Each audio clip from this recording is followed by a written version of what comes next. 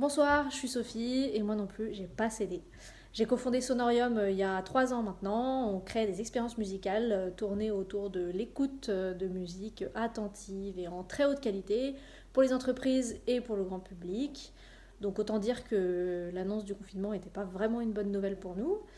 mais on n'a pas cédé ni à la panique ni à la déprime. Assez rapidement, on a fait un peu le point, on a fait le tour de tous nos partenaires pour déjà savoir si tout le monde allait bien et puis ensuite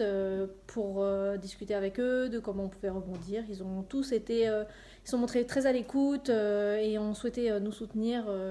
dans nos démarches pour réinventer les formats, les transformer en digital. Donc on a très vite repensé nos formats, inventé des nouvelles choses. Dans le secteur, tout le monde s'est beaucoup entraidé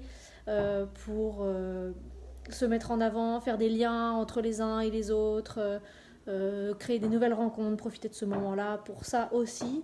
en interne, on a aussi fait attention à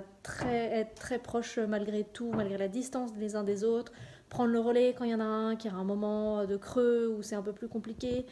et puis avec les enfants, tout ça, et puis surtout, bah, aussi, on a bien sûr eu des doutes, on a bien sûr eu une phase d'acceptation, c'est important, accepter qu'on ne serait pas plus fort que le Covid, et qu'il faut aussi bah, s'offrir des moments de pause, des moments de creux,